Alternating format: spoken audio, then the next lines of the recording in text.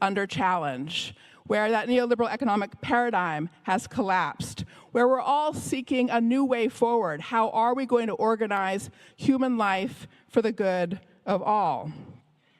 Now, it's in that context that the world of technology has an exceptional importance.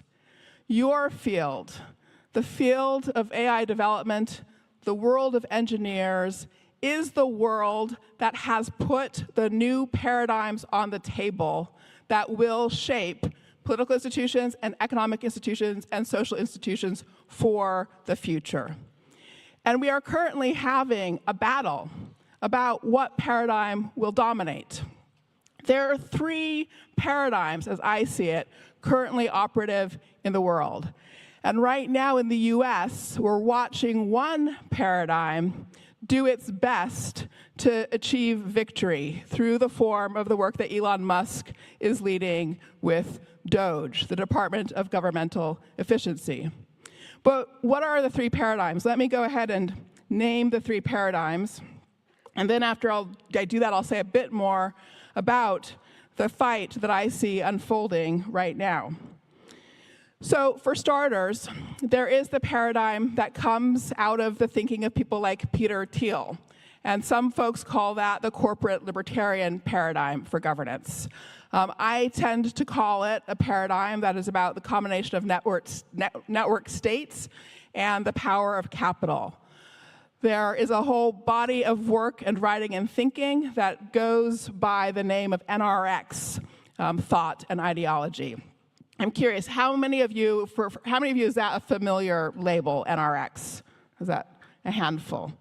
All right, so NRX stands for neo-reactionary, and there are a cluster of people in Silicon Valley, Peter Thiel, also Balaji Srinivasan, and others who, fueled by a very powerful libertarianism, a commitment to freedom generally, are of the view that true freedom yields capital success, success in the marketplace, corporate success.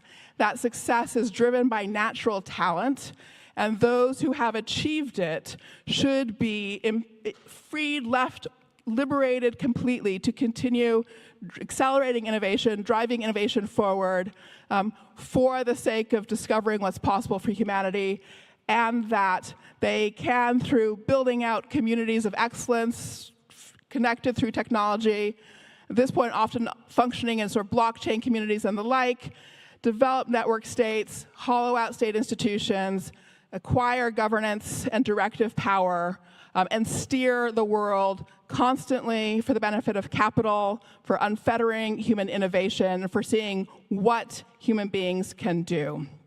Okay, so that's one paradigm for a new political economy, one that concentrates capital even further beyond the concentrations that we're currently seeing, and puts political governance in the hands of those who have secured capital through technological innovation for the purpose of further accelerating innovation until old systems collapse.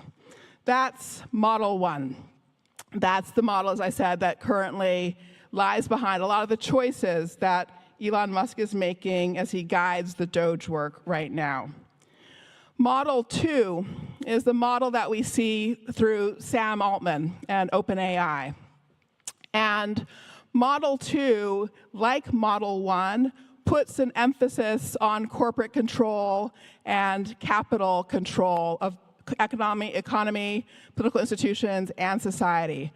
But with a difference. Altman comes out of the world of effective altruism. Now, if I say that, I'm guessing probably more people know that phrase. Can I see hands? How many people know exactly effective altruism? That's a much more familiar model at this point in time.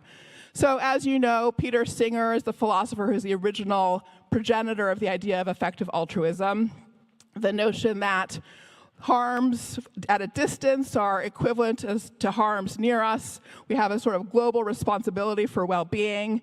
The work is connected to a utilitarian conception where we can maximize value to society by generating however much wealth we may be able to do, as long as we also then attend to sharing it in an altruistic way with those who are less well off, so that our efforts redound to the benefit of the least advantaged.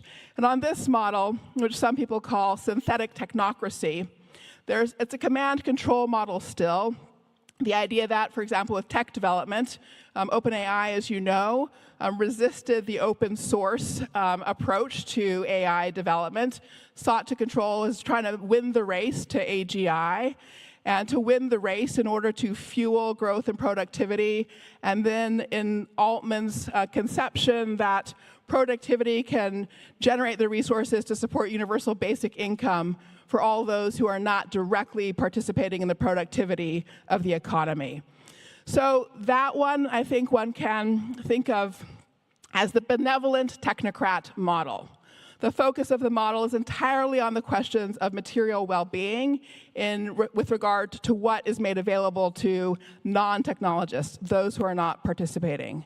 Neither of these developmental models pays much attention to basic human dignity, the basic expectation that every human being has for control over their own lives, agency, autonomy, the ability to steer both in their private lives and to share with others in steering in the public context.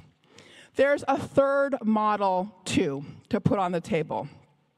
And this is a model called plurality, called digital democracy. And my guess is that this is one you've heard the least about. Yet there's a powerful model in Taiwan. And so those of you who are aware of how developments have unfolded in Taiwan under the leadership of Audrey Tang, the digital minister of Taiwan for several years, there you have a picture of tech innovation where tech is of the people, for the people, by the people. Or even better to say, by it, of it, and for the people. So that question of what is best for the people as a whole, informed by the voices of the people, with people's direct participation, actually defines the direction of technology development.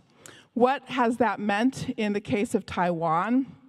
It has meant that a decentralized hackathon culture, for example, has been central to approaches to technological innovation.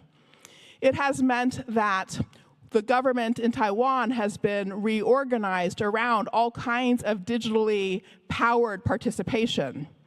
There is the wonderful example of the platform Polis that you may know, which is used in moments of conflict and contestation to engage people to share their views and their perspectives on whatever issue has to be decided. But in contrast to the opinion survey that we've known for decades now, the survey that gives people a box list of things to check off what they think about and combines their thoughts, Polis uses natural language processing. People can write whatever they want to write by way of answer.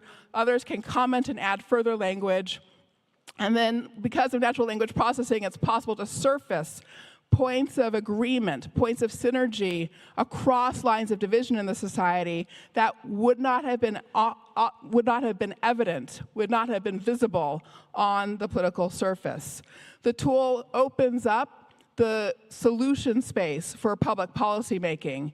And it does so in a way which fosters social cohesion, social connection, and also confirms the dignity and value of ordinary people in shaping the collective intelligence that's going to steer society. So in that model, that small example from Taiwan, you should have heard a lot of basic differences from the first two models. The three models differ on moral dimensions, they differ on political dimensions, they differ on economic dimensions, and they differ on social dimensions. So let me just run through those four dimensions and